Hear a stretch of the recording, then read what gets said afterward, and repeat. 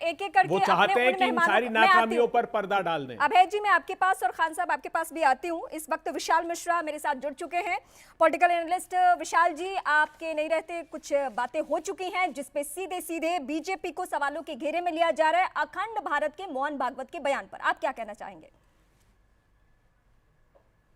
देखिए, आज भी जब हम संकल्प लेते हैं तो क्या संकल्प लेते हैं? जम्बूद्वीप के आर्यावर्ते देशांतरे भारत खंडे बात करते हैं ना जब कभी। तो अब आप मुझे बताइए ये कौन सा संकल्प लिया जाता है? देखिए, ये राजनीति का विषय नहीं होना चाहिए। आप मुझे बताइए कि हमारे पुराणों में क्या लिखा हुआ है? उत्तरम यत् समुद्रस्य हिमाद्रिसरो दक्षिणम वर्ष तद भारतम नाम भारती यत्र संतति।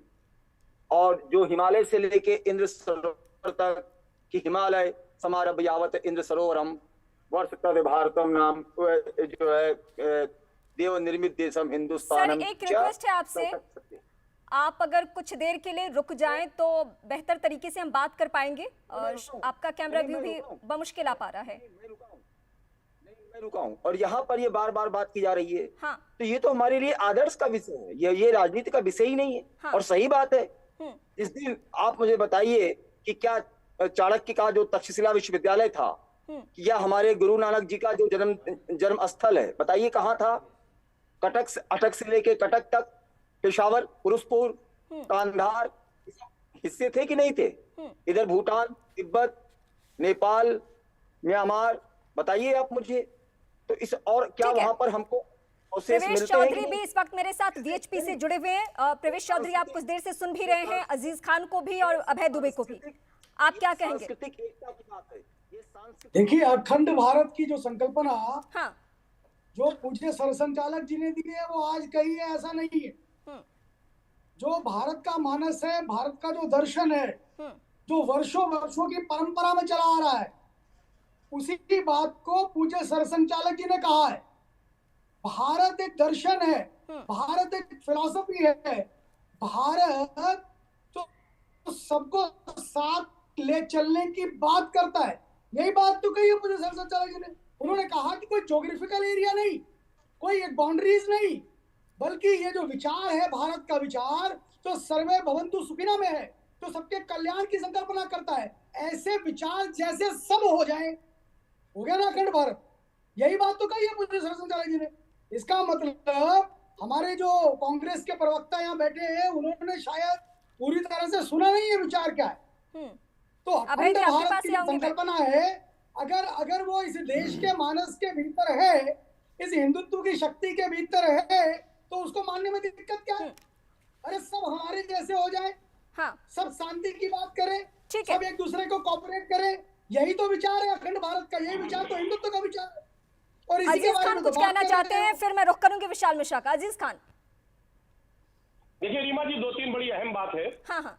जो अखंड भारत की परिकल्पना करने की बात की जा रही है, और यह परिकल्पना सिर्फ कोरा कागज है। सिर्फ इंडिया गठबंधन इस परिकल्पना को पूरा करेगा, ये मैं आपको पहली बात बता दूं।